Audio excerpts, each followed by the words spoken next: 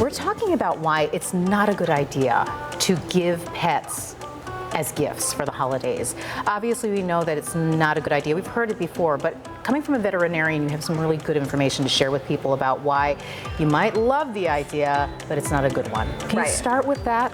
Yeah, so I will say it can be a good idea if it's a well thought out, discussed with the family process. When I was a kid, I did get a pet as a gift, but I had given my parents a PowerPoint presentation about why I should have a guinea pig, how to take care of it, what it needs. So it can be a good idea. We don't have to be all doom and gloom. But the kind of, oh, you open up a box and there's a puppy and it's a surprise to some people in the family, where you just really haven't thought about it, it can be pretty detrimental to the puppy or the family dynamic if it's just something that's not talked about. If it's someone that's not in your family, I think that's something I see more. Grandma, you know, oh, this cute puppy or kitten, we're gonna get it for my grandkid. And it can be, you know, really exciting at the beginning. It's a novelty, and then it's like, oh my gosh, we have this animal that we have to take care of that we weren't prepared for. So the different situations that I've seen is, you know, not realizing it's a 10 to 15 year commitment. Is there someone willing to take care of that pet for that long?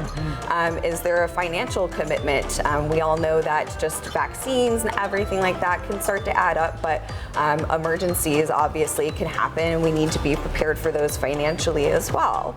The other things I've seen happen is someone gets a kitten or a puppy and it turns out their apartment doesn't allow it, or their landlord doesn't allow it, or it grows to be too big for the house. So all of those things we really need to be keeping in mind before we just, you know, take an animal, because that is a living, breathing member of the family. I think most of us nowadays think of them as a member of the family.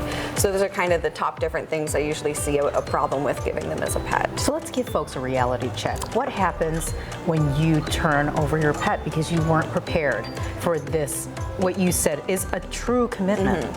So sometimes we have people bring them to the SPCA because they can't take care of them. And the reality of the pet world right now, if any pet owners are listening, I know that they are probably experience how hard it is to get into the office in different clinics.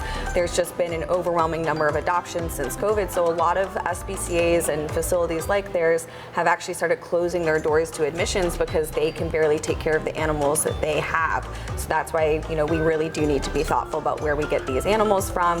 Luckily, Buffalo has a lot of wonderful rescues that we can also send people to that will help take care of their pets, because it is a lot to be like, hey, I can't take care of this animal, and we want to help you with that. So call your veterinarian, look at some rescues if you do need to, you know, give that pet up. It's not the end of the world. Thank you so much, Dr. Friedman. Really great information around the holidays for sure. So where do people go if they need more information to keep their pets and their families safe this holiday season? So the SPCA always has resources on their website. So if you just Google SPCA, there's all kinds of good stuff, and you can also link to your local one. And then here in Buffalo, I'm part of the Niagara Frontier Veterinary Society, so nfvs.org has a lot of good information about what to do.